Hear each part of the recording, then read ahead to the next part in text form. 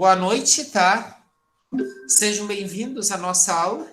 E eu quero dizer, assim, da alegria e da satisfação ter estado aqui todas as segundas-feiras, nos encontrado, debatido, tá? Então, hoje, a gente está fazendo o fechamento das discussões de introdução ao direito. Eu espero ter contribuído e muito com a formação de cada um de vocês, ter aberto uma porta para que vocês pudessem enxergar um pouquinho diferente o direito e a atividade jurídica de um modo em geral, tá? Nós também, ou seja, apenas é uma etapa que nós estamos cumprindo, né? E eu imagino do desafio de vocês, do desafio de vocês de estudar, de se formar, trabalhar, cuidar de filhos, a família. Gente, tudo isso vale muito a pena, mas vale muito a pena mesmo, tá? E eu quero dizer assim da satisfação que eu tenho assim, de estar formando e contribuindo na formação de novos advogados em duas instituições que eu trabalho, e a cada semestre me encontrar com um grupo de alunos maravilhosos, dedicados, como vocês têm sido, tá, gente? Claro que a gente tem muitos desafios a superar. Um dos desafios é um pouco esse distanciamento que você tem com o conteúdo, tá? Essas lacunas que a gente tem, que se você não fizer leitura, tá? Se você não se apropriar, né, dos conceitos, dos institutos jurídicos que nós estudamos aqui no nosso dia a dia, eles podem fazer falta, tá, gente? Então, e fazem muita falta. No meu dia a dia, tá, gente? Às vezes, uma das coisas que eu pontuo muito é a falta de leitura que te impossibilita de enxergar uma situação que está ali de portas abertas, tá, gente? Então, uma das questões que eu cobro muito, né, nas atividades práticas, seja no dia a dia, né, no NPJ, ou aqui no próprio escritório, gente, é que a gente possa estar produzindo algo com qualidade. Quer dizer, o que me diferencia, o que me faz ser diferente. Eu acho que aqui está o grande desafio, tá, gente? Então, eu desejo, assim, que vocês possam ter aproveitado, e aproveitado bastante, né, o conteúdo de introdução ao direito. É uma disciplina que tem uma característica mais aberta, genérica, né, introdutória, como o próprio nome diz, tá? Nós não tratamos apenas de um aspecto, mas de diferentes aspectos, então, por isso, da nossa liberdade aqui de poder conversar sobre diferentes situações, né, do direito, e eu quero dizer assim, da satisfação da gente ter aqui o dever cumprido, tá? Então, hoje, meus amigos, o que nós temos aqui para trabalhar, tá? Nós temos daí o encontro da aula 18, e a partir, né, desta semana, tá? A gente tem já as avaliações abertas, e quando eu falo avaliações abertas, é que você pode entrar e fazer, tá? Então, só um minutinho para eu chegar aqui na minha atividade, tá? De hoje, tá? Opa, tô ainda no mês de junho.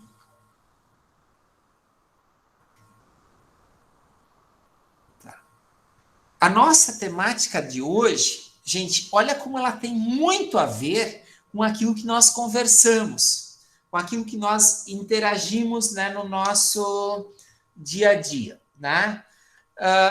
Aplicação e interpretação das normas jurídicas, tá? Vem cá, como é que eu aplico, como é que eu interpreto uma norma jurídica, tá, gente? Essa é a ideia de hoje, a gente conversar, interagir, fechar aquilo que eu digo assim, com chave de ouro, né? Essa nossa discussão, por quê? O que você vai fazer, independente da atividade, por exemplo, se você é um servidor, um serventuário, no caso da justiça, tá? Seja ela do trabalho, estadual, federal, eleitoral, militar, quer dizer, independente se você trabalha em espaços de foro extrajudicial.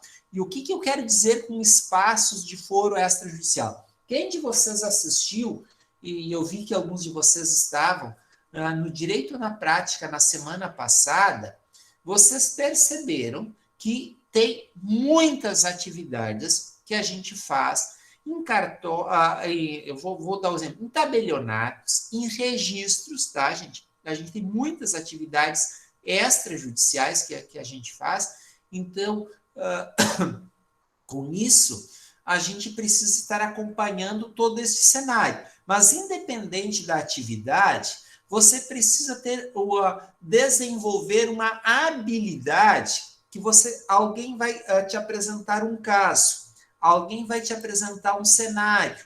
E o que você precisa fazer, tá, gente? Quando essa pessoa te apresentar este cenário, tá? Quando ela te apresentar este cenário, tá? Como é que você vai interpretar? Como é que você vai verificar qual é a situação, a solução para aquele problema? Gente, a solução, a resposta, tá? Ela vai depender exatamente, né, de como você aplica, de como você interpreta as normas jurídicas, tá? Então, nesse sentido, eu vou aqui abrir, né, compartilhar melhor a tela com vocês, tá? Eu vou compartilhar e eu vou compartilhar aqui, tá?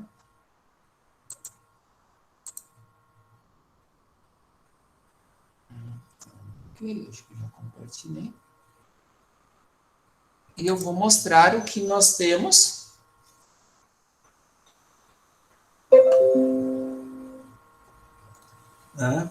O que nós temos aqui, tá? Então, exatamente, nós estamos ainda na Lei de Introdução às Normas do Direito Brasileiro. Sim, estamos, tá? É um conteúdo muito importante que orienta toda a questão das normas, né, do direito no Brasil, e hoje a gente trabalha um pouquinho com essa questão da interpretação e da aplicação. Meus amigos, quando eu falo de interpretação, e daí agora você se pergunta, mas vem cá, por que eu tenho uma disciplina chamada ciência política? Por que no curso eu tenho uma disciplina chamada sociologia e antropologia jurídica? Por que eu tenho uma disciplina chamada de psicologia jurídica? Por que eu tenho disciplina chamada de filosofia do direito? Por que eu tenho disciplina chamada de história do direito? Meus amigos, essas disciplinas de formação propedêutica, elas nos dão uma ajuda fantástica, tá? São elas que possibilitam que a gente amplie os nossos horizontes e, principalmente, a nossa visão de mundo, tá? A nossa leitura de cenário, tá? São essas disciplinas, então, são as leituras extras que eu faço, tá? Não é, eu só quero estudar o código, ok? É importante que você conheça o código, mas daí você só tem a memória, tá? E a interpretação, como é que fica? Como é que você vai conseguir interpretar, tá? Nesse sentido, meus amigos, tá?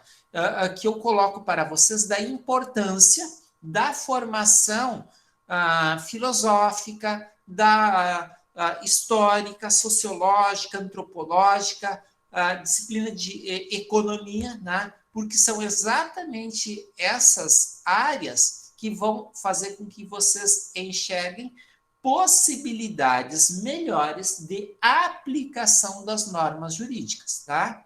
Então, quando eu falei há pouco, como é que você enxerga uma situação, tá? Eu lembro que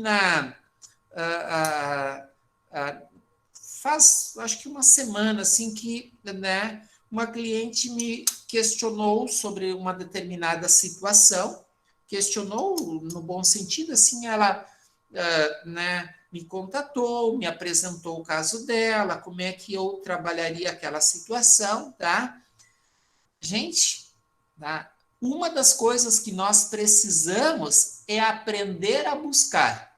E quando eu falo aprender a buscar, é aprender a buscar na fonte correta, tá? Então, quando eu falo de aplicação, né, das normas jurídicas, qual é a norma que nós vamos aplicar? Isso passa um pouco por aquilo que a gente vai estudar hoje, tá? Então, por isso que eu fiz essa introdução, mostrando para vocês a importância, né, de um modo geral, né, do direito.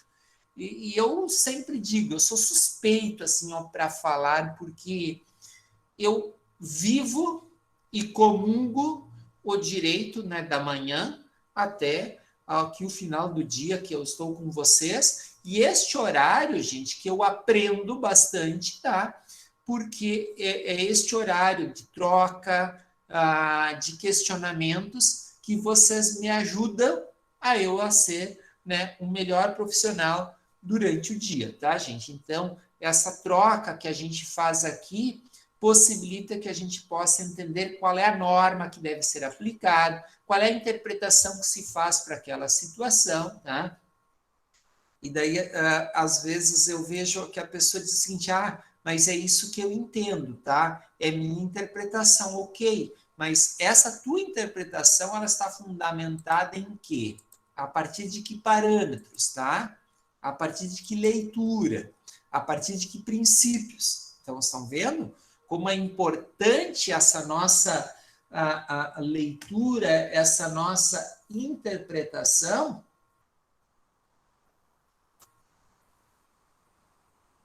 Né? Muito bem, então este é o nosso tema, tá?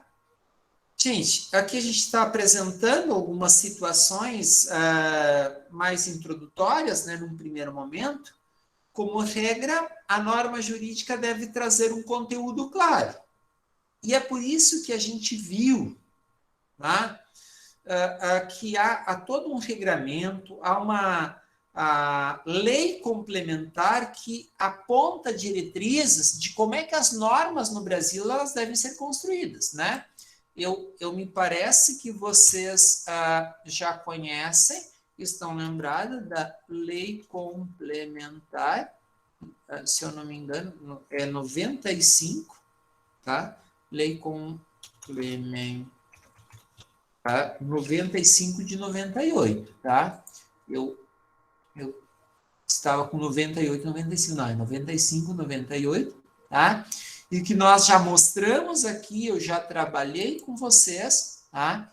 Olha aqui, ó, dispõe sobre elaboração, a redação, a alteração e a consolidação de leis, conforme determina o parágrafo único, né, do artigo 59 da Constituição Federal, tá? Então, aqui há toda uma orientação, como nós já trabalhamos, já mostramos para vocês, como tem que ser organizada, feita uma norma.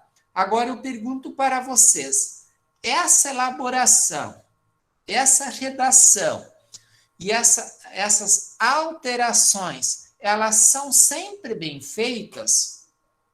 É só vocês olharem. Quem são os vereadores que nos representam nas cidades? Quem são os deputados estaduais que nos representam no cenário estadual? Quem são os deputados e senadores que nos representam, né, no cenário federal? Daí vocês vão perceber que boa parte desses representantes, eles têm uma formação, digamos, muito reduzida, conhecimentos técnicos muito reduzidos, e boa parte deles ainda tem assessorias, né, que não tem nenhuma qualificação. Tá? E é por isso que a gente volta aqui para o nosso slide para dizer, mas, gente, o texto legal ele pode ter ambiguidades, imperfeições ou falta de técnica. Por que ele pode ter todas essas situações? Justamente por aquilo que eu apontei para vocês. Nem sempre tem um advogado que assessora um vereador. Nem sempre, né, tem um advogado que assessora um deputado no sentido de elaborar um projeto de lei.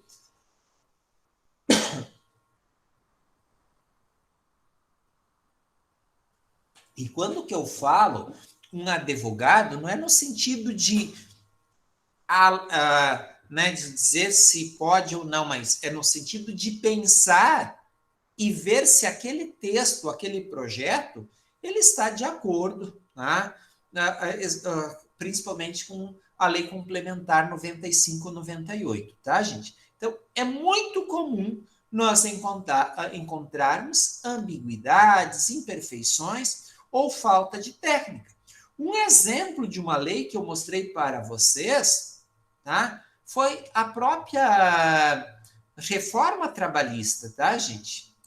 Tá? Eu vou botar aqui lei, né, da reforma trabalhista, porque eu agora é 13 mil, não sei o que, daí de cabeça às vezes falha, 13.467, tá? Observem que eu sempre vou olhar no texto, tá? No caso oficial, tá? Então, observem que eu estou sempre aqui no site, né, do Planalto. Vocês, eu acho que não estão enxergando aí, que eu vou ampliar aqui, tá? Para que vocês enxerguem, tá? É o site oficial do Planalto que eu olho, né? O que nós, quando estudamos, quando a gente estava falando em revogação, aplicação, a gente viu que esta lei, tá? Ela não trouxe algumas situações importantes aqui no final, tá? Aqui no final, que trata principalmente de aplicabilidade, né? Quando ela entra em vigor, ok, mas das situações pendentes, dos processos que estavam em andamento, aqui esta lei, né, no seu final, não tratou disso. Quem precisou fazer foi o Judiciário, que foi o Tribunal Superior do Trabalho, o TST, tá, gente? Então, estão percebendo? Aqui foram ambiguidades, lacunas que ficaram na norma, tá, gente? Então, por isso que eu estou apresentando um exemplo para vocês que a gente precisa analisar. Meus amigos, se a gente viu que tem ambiguidades, imperfeições, quem vai fazer a interpretação e mostrar o sentido ou provocar, às vezes, até o próprio judiciário?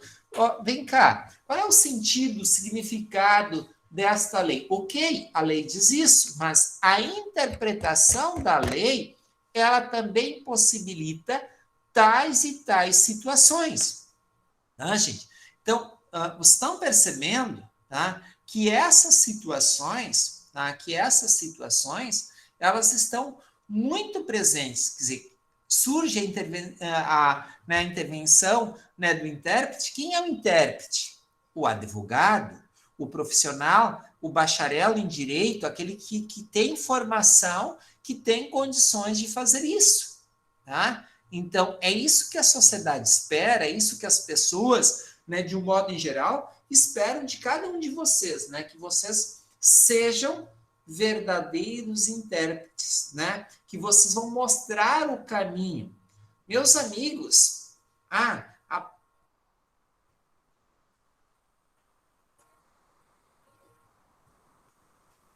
prova da ordem, todo mundo se queixa, tá? Eu vou dizer para vocês que a prova da ordem é muito fácil. Ela é muito fácil. Né? Qual é o problema da prova da ordem? É o quanto que você se relaciona, é o quanto que você é capaz de interpretar as normas. Né? Você precisa se preparar para interpretar. E o que a gente observa, principalmente na segunda fase, tá? Que as pessoas não estão preparadas para análise de casos, né, simulados, casos reais, e que vocês, de certa forma, estão vivenciando isso desde aqui o início do curso, tá, gente? Então, este é um desafio, tá? Que eu provoco vocês a dar. Quanto é que eu estou lendo? O que eu estou lendo sobre de direito na atualidade? Estou fazendo o curso, ok. O que eu estou lendo? O que eu estou buscando, né, como leitura complementar, tá? Então, por isso que as normas, elas são genéricas e impessoais. O que eu quero dizer genéricas? Elas não têm um apontamento que é para este grupo ou para aquele grupo, exceto, gente, quando que eu tenho, né, um código de ética de uma determinada profissão, né, ou um regimento de um determinado de uma determinada instituição, tá? Mas, de um modo em geral, as normas são genéricas e impessoais, tá? Então, elas não se referem a casos concretos, tá? Eu posso abrir aqui, ó, tá? Deixa eu pegar o Código Civil, que fica mais fácil aqui para vocês, né? O Código Civil, vamos verificar aqui, tá? Então, se a gente olhar, toda pessoa é capaz de direitos e deveres da ordem civil, tá? Eu não estou me referindo ao Odir, eu não estou me referindo ao Gustavo, ao Kelvin, ao Júlio, tá? A Franciele, né? Eu não estou me referindo a nenhum, né? Mas caso concreto, tá? É isso que a gente quer dizer quando fala, né, que elas são genéricas e impessoais, tá? Olhem aqui, ó, a personalidade civil da pessoa começa, quer dizer, né, eu não estou falando de alguém especificamente, estou falando de uma maneira muito geral, tá? E que não é um caso real, tá?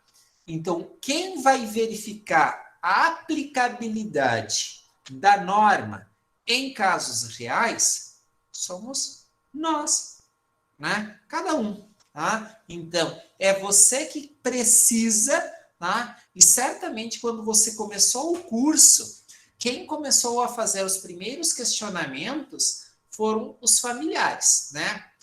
Os familiares, um questionamento A, um questionamento B, né? Justamente para quê? Para que vocês e são nessas situações que vocês começam a ver a aplicabilidade e a interpretação. Eu não sei, eu não consigo responder, mas você tem que saber onde você busca, tá? E onde é que eu busco a resposta? Daí eu preciso ver se é algo que se trata de direito do trabalho, se é algo que é de direito previdenciário, se é algo, né, de direito civil, tá? E buscar na fonte, tá? Então, nós, nem sempre, né, quando alguém me faz um questionamento, eu tenho a resposta aqui na ponta da língua. E eu vou dizer, é impossível você ter todas as respostas. A gente faz alguns esforços, né, gente? A gente faz aqui para responder, buscar, mas é desafiador, tá, gente? É muito desafiador. Olha a quantidade de normas que a gente tem. Então, nós precisamos saber onde buscar e o que fazer com a norma diante de um caso real. Quem, né? Qual é a habilidade que eu preciso desenvolver em vocês? Essa, tá? Porque você abre um livro, você tem a norma. Você abre o site, o celular, né, o computador, o tablet, você tem o quê? A norma à tua disposição. Você tem a norma. Qual é o desafio? É você acessar a norma? Não. É o que você faz com a norma, tá? Então, essa preocupação, exato, Gustavo. O Gustavo escreveu a hermenêutica, perfeito, tá? Então, é este o nosso desafio, tá, gente? Tá? Como é que eu interpreto? Como é que eu faço? O que eu faço diante de uma situação? Tá? Então, observem, porque às vezes eu vejo acadêmicos não muito dedicados, não muito envolvidos com o curso, tá? E daí, mas por que eu não estou conseguindo fazer uma interpretação? Por que eu não estou conseguindo evoluir? Certamente é porque você não se apropriou de algumas situações de filosofia, de sociologia, né, de antropologia, de história, tá? E economia, e isso está te fazendo falta, né? Porque a interpretação, gente, ela não é uma coisa assim que eu passo a interpretar. Não, gente, nós vamos desenvolvendo. São habilidades que a gente vai desenvolvendo. Aliás, se eu não me engano, é um teórico clássico, né, da filosofia, da própria ciência política, tá? E vocês no próximo semestre terão a oportunidade, quem se matriculou nesta disciplina também, de fazer ciência política, John Locke, tá? Eu até tenho o livro dele ali em cima, tá? Na coleção Os Pensadores. Este né, filósofo, tá? O que ele disse em relação à pessoa humana? Nós, quando nascemos, tá? A gente tem o que apenas uma capacidade ilimitada de aprender. E quando a gente nasce, é como se a gente fosse uma tábula rasa, tá? Ou seja, a gente não tem nada, tá? Quem tem um filho pequeno, já teve filho, olha que aquela criança, ela num primeiro momento, ela não tem assim um conhecimento, tá? Eu lembro assim de ver o meu filho nascer, eu acompanhei o nascimento há 20 anos atrás, né, gente? Acompanhei, assisti o nascimento, e eu lembro assim daquelas primeiras situações, né, de que a criança, logo ela começa a criar um vínculo muito próximo com a mãe, mas por quê, gente? Ela está se tornando pessoa, começa a aprender, ela percebe que ali ela tem segurança.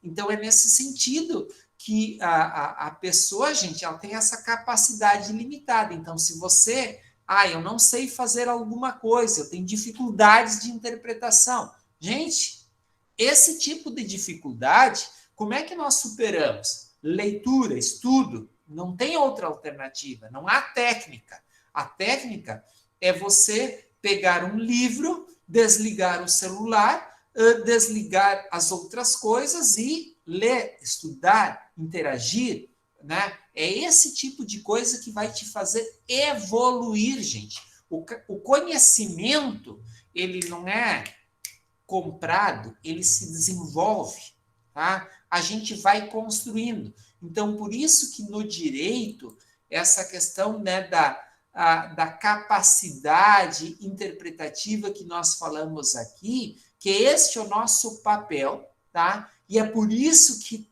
tem um curso de formação que formam profissionais capazes de desenvolver uma interpretação mais aguçada, que é exatamente os profissionais que fazem, né, o curso de direito. Então, fazer não é passar pelo curso. Passar pelo curso, você apenas passa. Agora, quando você faz, você se envolve, tá? Você né, se joga no dia a dia ali nas discussões e nas interpretações, ou seja, você vive, tá? Isso que é positivo no nosso dia a dia, tá, gente? Então, por isso, né, da minha aqui preocupação, mas incentivo, tá, gente? A norma, ela é genérica.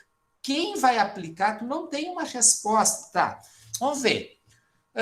Um pai não paga alimentos, ou uma mãe não paga alimentos e não mora com o filho. A lei, tá? Ela não vai te responder o que deve ser feito naquela situação, mas eu preciso conhecer a lei de alimentos, eu preciso conhecer o Código Civil, tá? Porque, gente, eles podem nos dar caminhos e alternativas. E eu digo mais, normalmente a solução, tá, para todas as situações que os clientes vão te levar no escritório, ele está aqui, gente, né?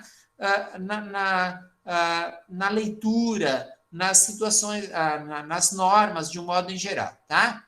E o que é a sentença judicial? É a resposta do judiciário a uma situação concreta, tá? Aplicam-se normas abstratas, tá? Eu tenho uma norma abstrata que ela é aplicada a um caso concreto. Ou seja, para esta situação, qual é a resposta que alguém que, olhem aqui, gente, interpretou, tá? Foi alguém que deu um sentido. Quem é este alguém? É o advogado, né? São os estagiários que trabalham nos escritórios de advocacia, que ajudam muito, tá? São os intérpretes, de um modo geral, auxiliares, né, dos juízos, tá? Então, são todas essas pessoas, os nossos clientes que buscam, que estão lendo e que nos fazem questionamentos, tá? Então, observem que tu precisa dar resposta, às vezes, ao cliente, tá? E, então, o que o juízo faz? É aquilo que nós chamamos, né, do fenômeno da subsunção. O que é isso, gente? Quando o fato ele é típico e se enquadra perfeitamente ao conceito abstrato da norma. Vou dar um exemplo, tá? Eu tenho um filho que reside com a mãe e a mãe,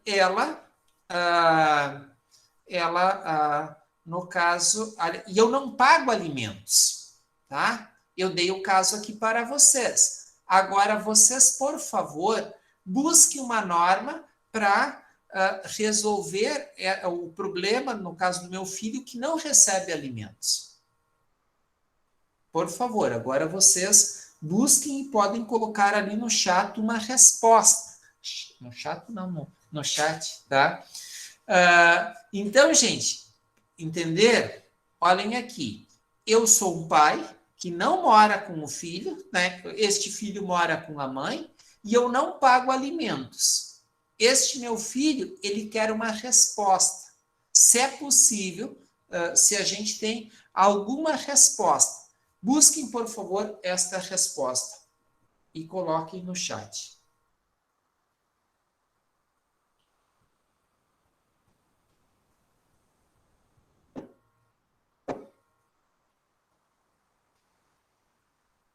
Onde é que eu busco? Meus amigos, tem uma coisa chamada Código Civil, tá? Deixa eu só ver se aqui não quente, tá? Observem que aqui a gente tem um final que é um índice, tá? Que às vezes a gente vem aqui diretamente, tá? Eu tenho dúvidas se eu quero buscar algumas informações, tá? Eu venho aqui, tá? Começo a olhar os conteúdos, as situações que tem aqui. Eu estou passando mais rápido porque eu estou buscando exatamente a situação. Olhem aqui, alimentos, dos alimentos. Então, ó, eu clico em cima. Deixa eu ver se eu conto. Tá. Tá buscando. Tá?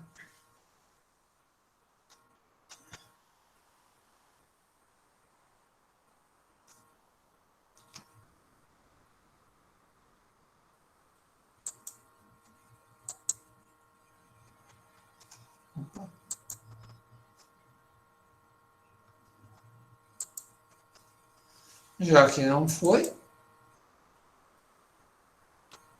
eu vou lá buscar. É 12 alimentos. Deixa eu só botar aqui um Ctrl F. Eu vou botar artigo 1604. Olha aqui, tá? Então, dos alimentos, tá? Aonde é que está o fundamento, tá?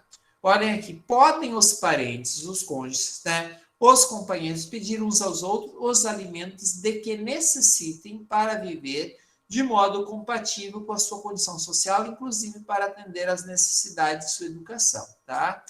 Aí tá ok, tem discussão aqui. Tá ok, tá ok. Tá ok. Filho aqui tá falando, tá? Ok. Tá, ok. Tá. Muito bem. Tá? Então, não. Olha aqui, ó, para a manutenção dos filhos, os cônjuges, né, separados judicialmente contribuirão na proporção dos seus recursos, tá? Então, olhem aqui, né, tá? A gente começa a encontrar os fundamentos, tá? Então, aqui que eu vou encontrar, né, os elementos para justificar, né, o direito e aplicar. Daí eu vou dizer o seguinte, olha, se a norma diz o seguinte, que na manutenção dos filhos, os cônjuges separados, eles têm que contribuir, e eles têm que contribuir de acordo com a sua condição, o Odir, que tem um filho, que mora com a mãe, ele precisa contribuir. Então, eu estou pegando uma norma genérica, aberta, estou aplicando a uma situação real. Vocês estão percebendo? Essa é a lógica do direito, tá? Deixa eu só ver. Aqui não. Tá? Ok. Então, ok. Se tem mais alguma coisa, né? Então, olha aqui, mas eu já casei. Não, eu estou casado, tenho um novo casamento.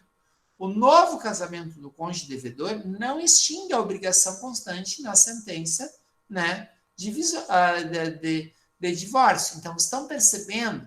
É aqui que a gente vai buscar os elementos, tá? Para a gente, né, principalmente a questão da situação do caso concreto, tá? E a gente tem uma integração normativa quando não há enquadramento do fato à norma. Em que situações, gente? Em muitas das situações, a gente precisa fazer o quê? Enquadrar a norma, tá? Mas eu tenho que construir, elaborar de tal forma, porque não há essa resposta tão clara como no exemplo que eu acabei de mostrar para vocês. Nessas situações é que aparece o intérprete, tá? E é por isso que a gente vai ver aqui o conceito de interpretação, tá? Então, olhem aqui, gente, o que é interpretar? O que significa? O que a gente quer dizer com interpretar? É descobrir o sentido e o alcance da norma jurídica. Qual é o sentido que a norma tem? Eu estou lendo e estou vendo uma situação real. Há este elo entre essa norma, eu posso aplicá-la? Este é o meu papel, gente, tá?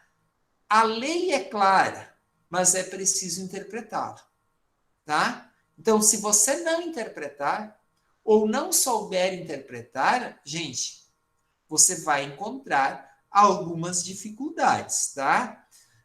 Quando a lei é clara, a interpretação é simples. E a gente tem muitas situações muito simplórias. Agora, observe que você vai ser um profissional de referência no direito quando você conseguir dar respostas a situações complexas. Tá? E daí a gente tem leis complexas e situações complexas, quando é de difícil entendimento. Aí você vai se mostrar que você é um grande intérprete, que você é um grande jurista. São nestas situações, tá, gente? Então, aqui está o desafio e a justificativa, por que eu falei há pouco para vocês, né, da nossa necessidade de leitura, de interpretação, tá? Voltando aqui, a questão das teorias, tá? A gente tem algumas teorias, né, de interpretação, tá?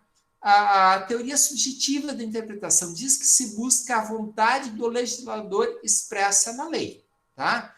Eu vou dizer para vocês, isso está muito claro, tá, gente? Se a gente olhar lá na Constituição, a gente tem situações muito mais voltada para a criação e manutenção de direitos, porque a gente tinha um constituinte com outro olhar, uma outra visão de mundo, tá? Se a gente olha agora, né, na reforma da Previdência, na reforma trabalhista, na lei que estabelece o teto assim, de gastos públicos, todas essas situações, elas também representam a vontade do legislador, mas é um outro legislador com uma outra visão de mundo. Tá? Se a gente é contra ou a favor, é uma outra situação. O que a gente está apontando aqui é que alguém, que são pessoas com um outro olhar, com uma outra visão. Tá? E a teoria da interpretação objetiva, ela diz que a interpretação se visa a vontade da lei. É o sentido, né? Você visa, né, na interpretação, você faz aquilo que está na lei, é o sentido da própria norma, ou seja, o sentido da norma está expresso na lei, não na vontade, né, do legislador. E também a gente tem a teoria da livre pesquisa do direito, tá? O intérprete deve ter função criadora na aplicação da norma. Meus amigos, eu vou dizer para vocês o seguinte, tá? No direito, nós nunca fechamos porta. Claro que tem algumas situações que a gente fecha, tá?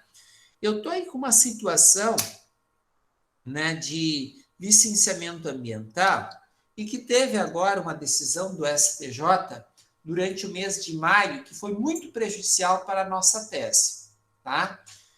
Aquela nossa tese praticamente foi colocada e que eu vinha sustentando até o momento, tá? Ela foi assim pro chão.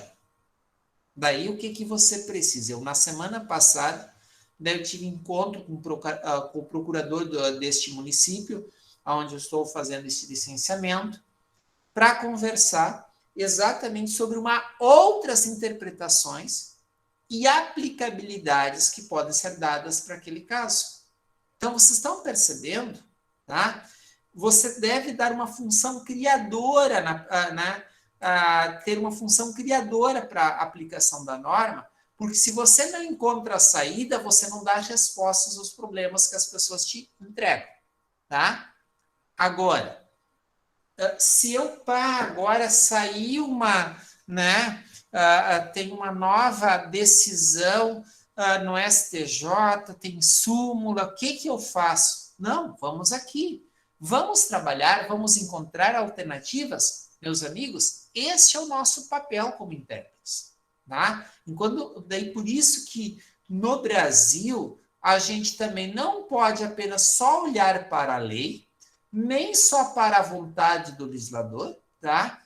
Ou seja, então, há uma teoria que diz, olha, vale a vontade do legislador. A lei é a vontade expressa do legislador, tá?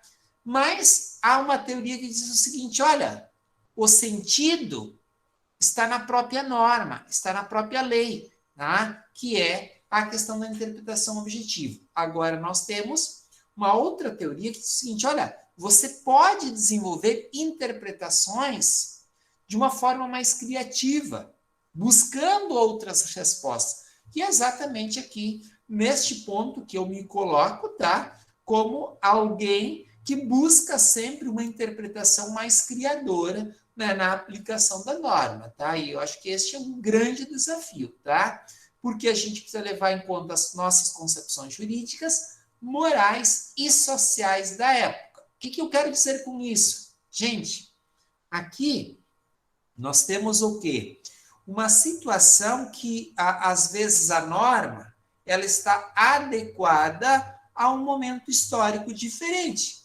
Pessoal, olha o que é o Código Civil lá de 2002. Olha quanta mudança que aconteceu na sociedade, nas organizações, de um modo geral, na nossa vida. Olha o que é a tua vida.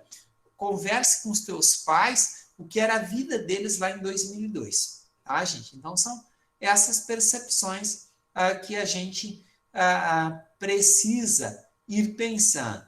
E daí, meus amigos, dessas teorias interpretativas, surge um dos métodos que nós que já foi apontado aqui pelo colega Gustavo, né, que é a questão da hermenêutica jurídica. A hermenêutica, gente, nada mais é do que a ciência da interpretação das leis. Então, você vai, né, como cientista jurídico, você é a pessoa que vai utilizar o método hermenêutico, que é o da interpretação, que é da análise, tá, gente? Então, por isso que a gente fala aqui de algumas fontes e origens, né, da questão interpretativa, tá? Então, a gente tem aquela interpretação autêntica ou legislativa, que é a interpretação feita pelo próprio legislador, né? Por exemplo, quando ele identifica ambiguidades, quando ele vota a lei, tá? Quando ele faz, coloca, no caso, emendas, agora me fugiu o nome, se é emendas mesmo, ou se alguém tiver de cabeça, né? Que um deputado coloca num projeto de lei, tá? Emenda, assim, no sentido que surge correções, tá? Então, pode haver, no caso, essa interpretação legislativa feita, no caso, pelo próprio legislador, tá? Nós temos também aquilo que a gente chama a jurisprudencial. O que é uma jurisprudência, gente, tá? Eu vou mostrar aqui para vocês, tá? O que é, tá? A lei é exatamente isso aqui, meus amigos, tá? Eu só aqui um pouquinho para frente, tá?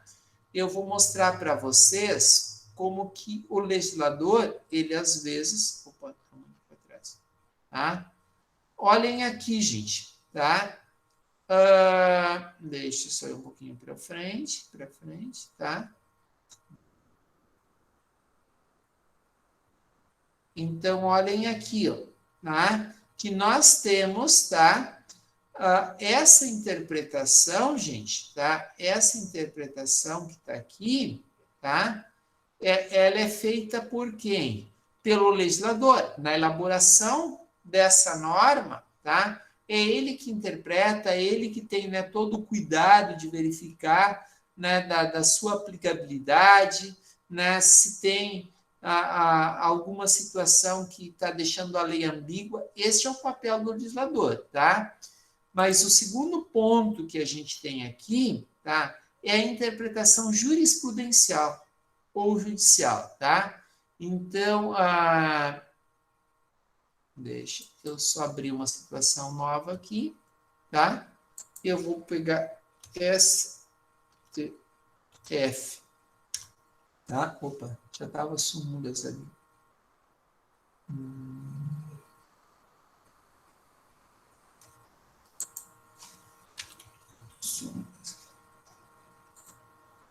Tá? Então, meus amigos, olhem aqui, ó, tá? Eu já vou diretamente. Então, aqui, o que é uma jurisprudência?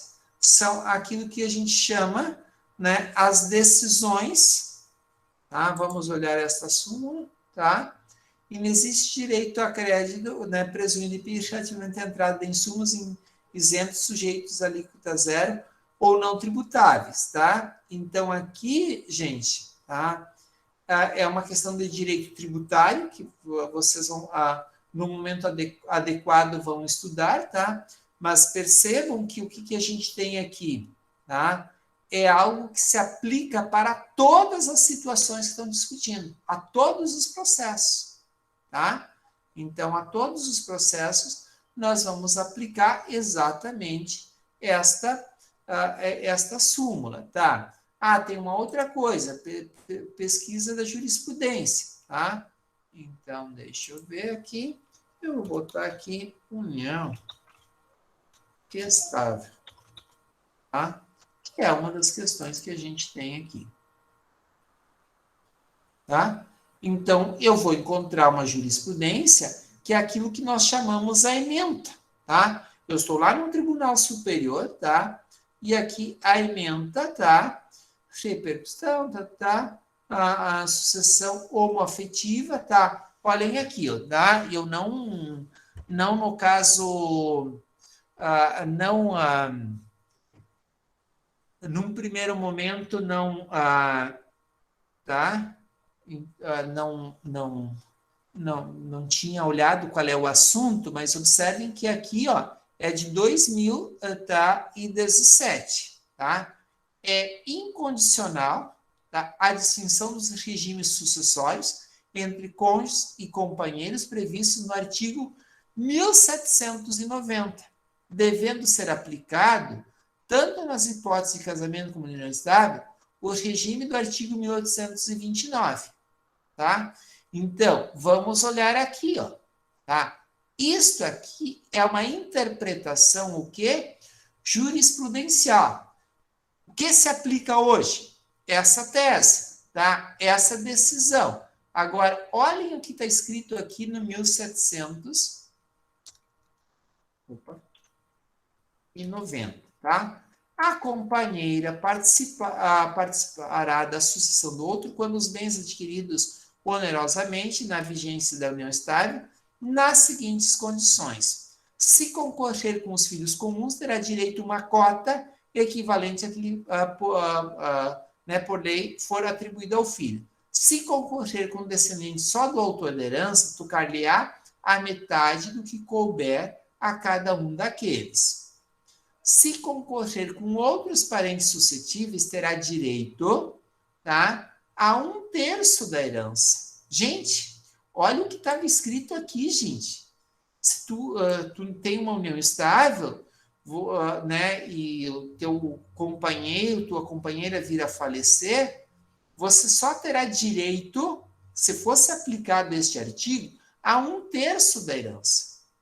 Tá? E não havendo parentes sucessivos, daí significa o quê? Não tem primo, não tem sobrinho neto, tá? Não tem tio-avô, não tem tio, para você ter o direito à totalidade da herança. Então, recebiam pessoas que não tinham nenhuma relação ou vínculo afetivo muito próximo, e o companheiro e a companheira não recebiam. Olhem a diferença aqui agora com o artigo 1829. Tá? Então, percebam o que tem, que às vezes a interpretação, o que a gente mostrou ali é a interpretação legislativa. Tá? Olhem aqui, feita pelo legislador. O legislador, ele entendeu que o casamento, ele tem que ter um tratamento diferenciado da união estável. Eu não sei se vocês concordam. O legislador, ao elaborar o código, ele teve essa leitura. O casamento tem um tratamento diferenciado, enquanto que a união estável tem um tratamento quase que secundário pela norma. Olha o que faz a jurisprudência. O que ela diz? Não há diferenciação. Não pode haver diferenciação. Não há dois modelos de família. Uma família que é melhor ou pior. Tá? Todos são iguais perante a lei. Nós não podemos retroceder. Foi exatamente isso, em outras palavras, que o STF disse quando, né, determinou que se aplica a mesma regra do casamento para a união estável. Então, por isso que nós temos aqui, ó, acho que era aqui, opa, não, é aqui, tá? Estava 1800, ok? Olhem aqui, ó. A sucessão legítima difere-se na seguinte ordem. Olhem aqui, gente, quando eu falo aos colaterais, eu estou falando a todos os demais parentes sucessíveis. Irmãos, sobrinhos, sobrinho-netos, primos, tios e tio-avô, tá? Então, observem, colaterais são todas essas pessoas que eu acabei de listar para vocês. Antes, lá no artigo 1790, este aqui vem primeiro do que o cônjuge sobrevivente. Hoje, você, né, um casal não tem filhos, tá?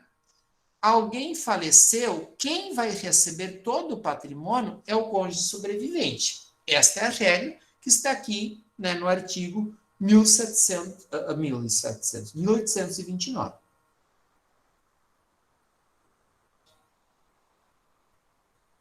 Mas por quê? Porque nós temos uma interpretação, o quê? Jurisprudencial, tá? E agora, meus amigos, tá?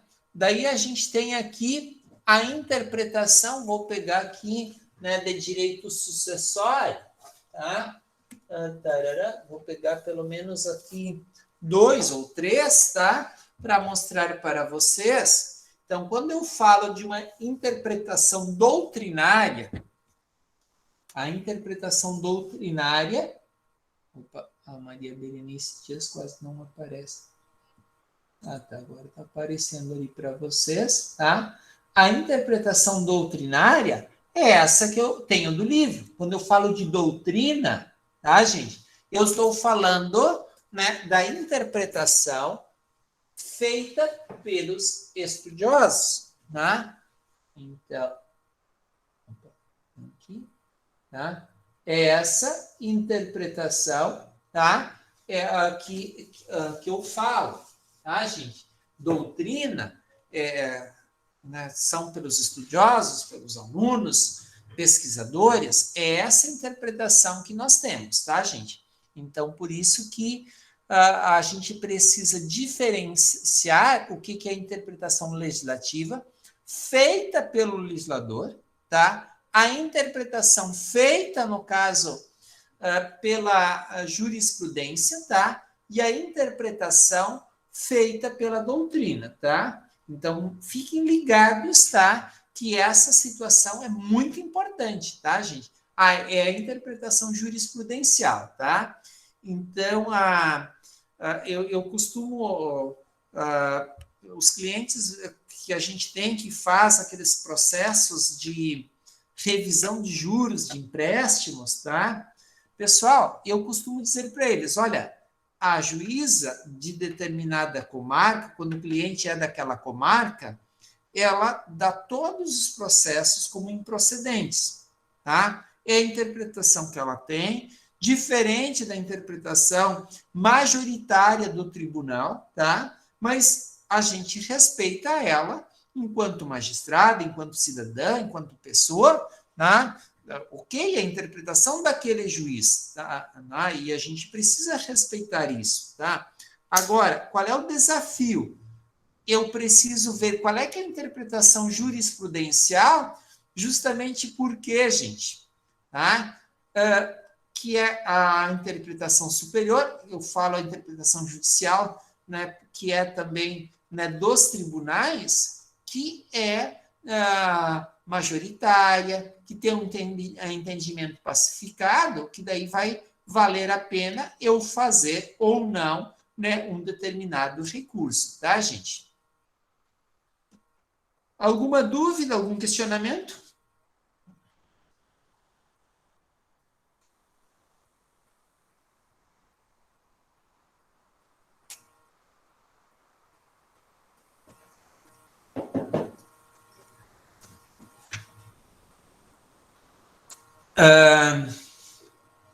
Eu posso fazer uma interpretação gramatical, né? Então, aqui, o que é a interpretação hermenêutica? Em relação aos meios, né, interpretativos. Gramatical é a interpretação literal. O exame do texto normativo sob o ponto de vista linguístico. Então, por que eu tenho a disciplina de... Né, por que a gente tem a disciplina de comunicação, tá? A comunicação, esta disciplina visa que você melhore o teu texto escrito, tá, gente? Né? O texto escrito, o texto que você elabora, tá? Ela tem este papel, tá?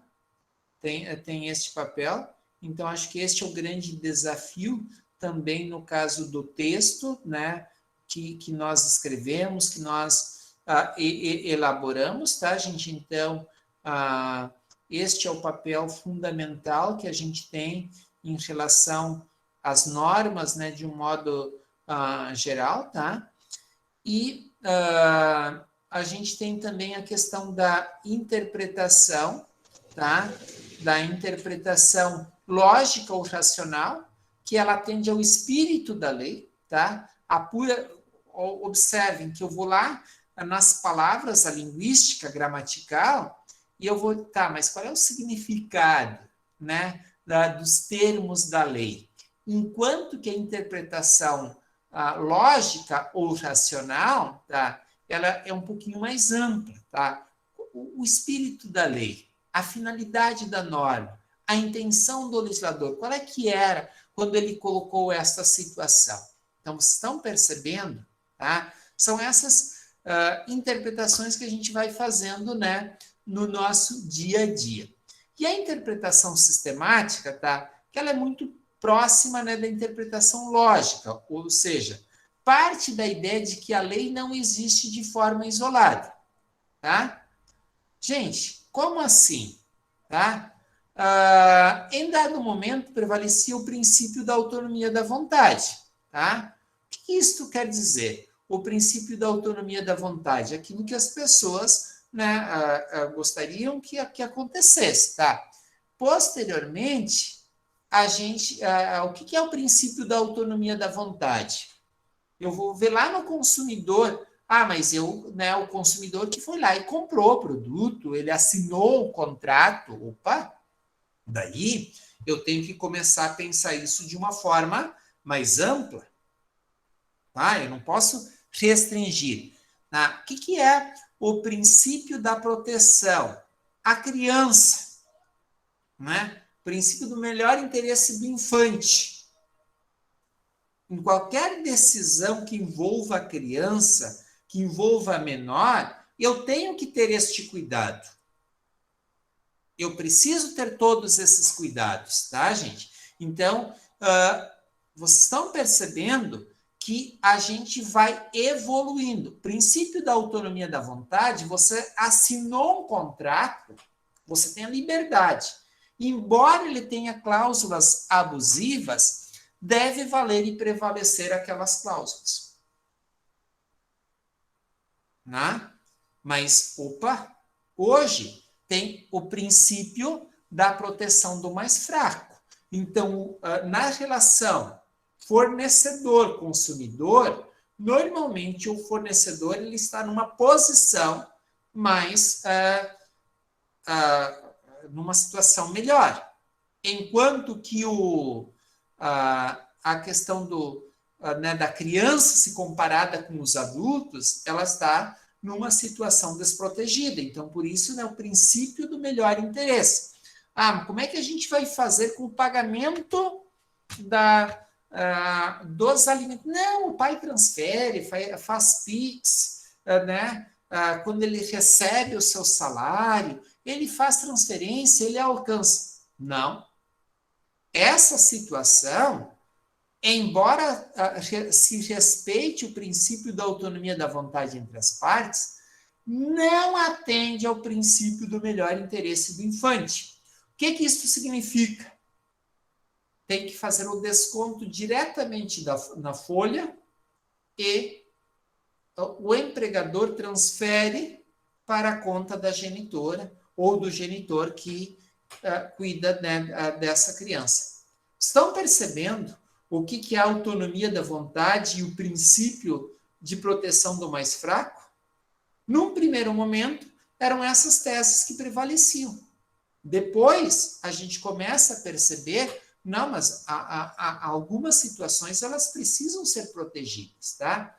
Meus amigos, isso vale também para a questão de cotas, tá? E eu, às vezes, vejo alunos do direito, né, com preconceito, com mente fechada em relação a essas situações. Você estuda, mas olhem aqui, é uma questão de princípio, de interpretação das normas. Você olha o que acontece na sociedade e você percebe o seguinte, olha, a gente precisa proteger mais algumas pessoas. Tá? E daí vem a questão das cotas. O que é a Lei Maria da Penha, meus amigos? Na relação, né, de violência doméstica, a história nos diz que a mulher é, digamos, a situação mais fraca, e vocês entenderam no que o que eu quis dizer. Nas situações de violência, tá? Normalmente quem leva, é mais prejudicada, sofre mais violência, é a mulher. Então, nós precisamos do quê? De uma norma que proteja ela. E daí vem a questão da Maria da Penha. Então, vocês estão percebendo o que é uma interpretação mais ampliada das normas? E daí, às vezes, a gente não consegue entender, mas por que a gente precisa de cotas? Por que a gente precisa de uma Lei Maria da Penha? Vocês estão entendendo, gente? Você pode até ser contra, e você tem todo o direito, mas você precisa fazer uma interpretação ou uma hermenêutica mais ampla do que simplesmente ser a favor ou ser contra, né, uma determinada norma ou uma determinada decisão que foi tomada, né, pelo legislador, pela sociedade, tá? E a questão da interpretação histórica, ela busca as circunstâncias que nortearam a sua elaboração, em ordem econômica, política e social. Meus amigos, se você vai olhar as normas, ou elas avançam ou retroagem, é justamente em função do quê? Deste cenário aqui que eu estou apontando para vocês.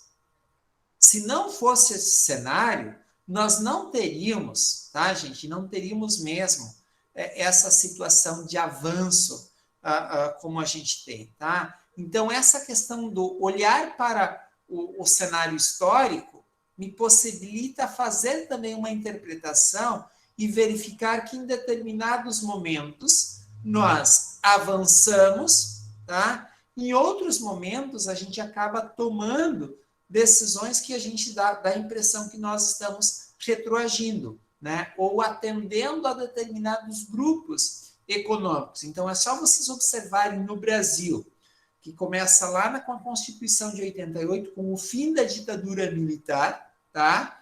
As liberdades e situações que eram cerceadas, e depois a gente vem, né, para um período constituinte, logo após um período conturbado ainda, né, com problemas econômicos e sociais, fruto de todo aquele período, né, de ditadura militar mal conduzido. Então, quando a gente volta hoje, eu vejo pessoas defendendo a volta dos militares, é porque provavelmente não conhece a história.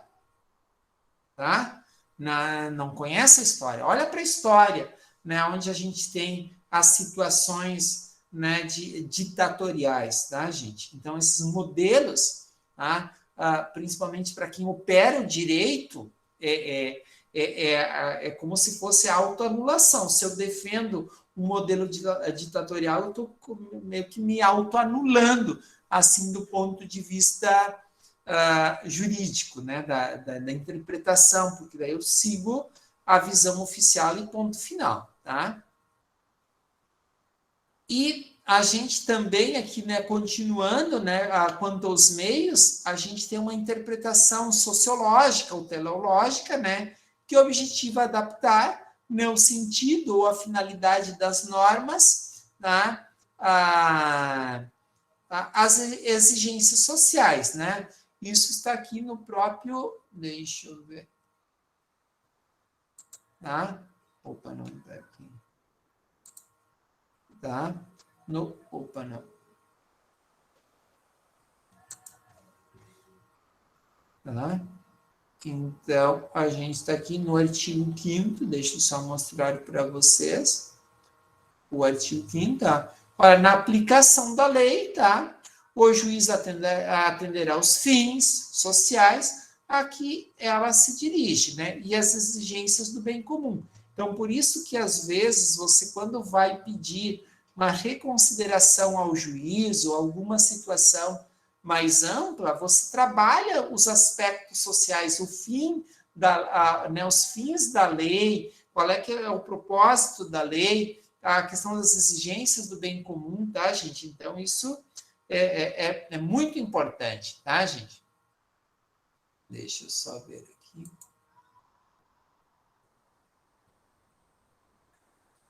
E o último ponto que a gente tem aqui para trabalhar com vocês, tá? É quanto aos resultados, tá? Eu posso, né, fazer uma interpretação, há uma interpretação declarativa, que é quando proclama que o texto legal corresponde ao pensamento do legislador. Então, por exemplo, se eu tenho uma visão mais conservadora, lembram que eu já dei vários exemplos aqui, que a gente não consegue avançar em algumas discussões, tá? E, de fato, a gente não consegue avançar, tá? Em algumas discussões, porque a gente tem um pensamento ou conservador ou mais progressista. Isso vai depender de quem a gente escolhe, das escolhas, né, que a população faz, tá? A gente pode fazer uma interpretação extensiva ou ampliativa, tá? Há essa interpretação que indica que o alcance, o espírito da lei é mais amplo do que o legislador indica nos seus textos, né? Então, que podem ser aplicadas a outras situações, e o maior exemplo foi aqui, gente, o artigo 1790, tá? Que veio aqui o próprio judiciário, a própria jurisprudência, diz o seguinte: olha, o que se aplica aqui ao casamento se aplica também à união estável. Não é somente ao casamento. Você amplia a visão de aplicabilidade, tá, gente? E a interpretação restritiva, tá, gente? Ela diz o seguinte: olha, né? Ela impõe restrições, limitações no campo de aplicação da lei, né? Então, só podem ser aplicadas essas situações para tal e tal situação, que normalmente isso está descrito, né, na própria norma, tá?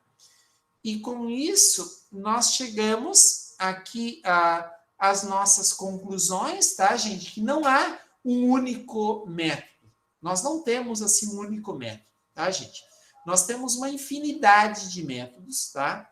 Muitos métodos que eles se complementam, tá? Então, eu só vou usar este método, somente aquele. Gente, você precisa desenvolver bons conhecimentos e boas habilidades interpretativas.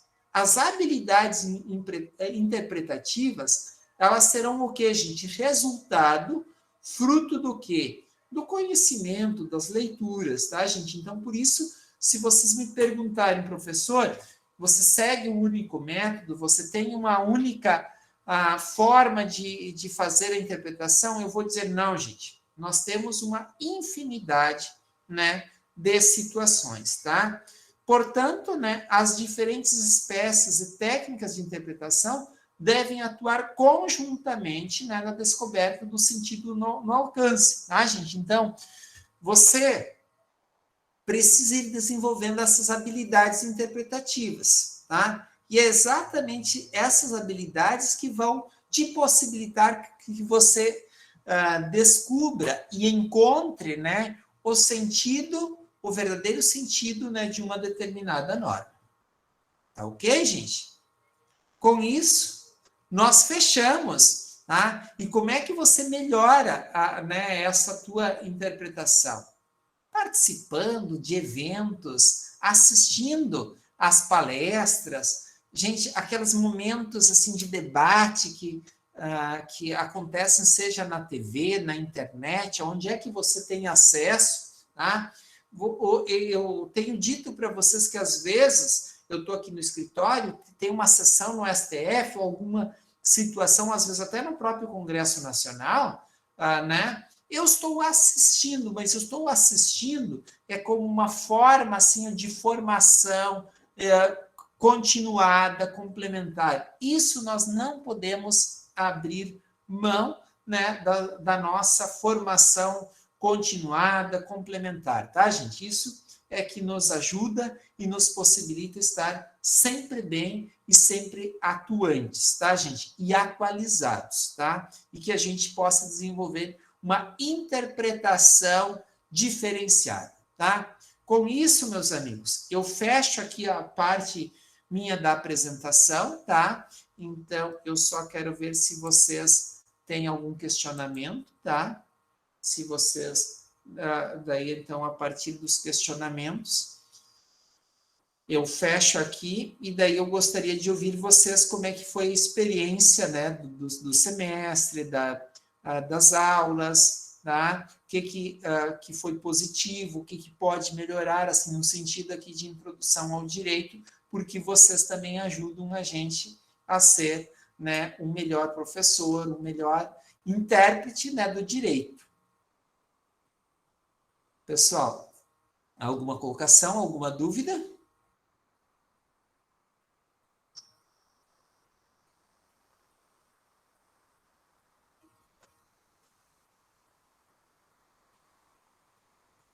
Então, eu vou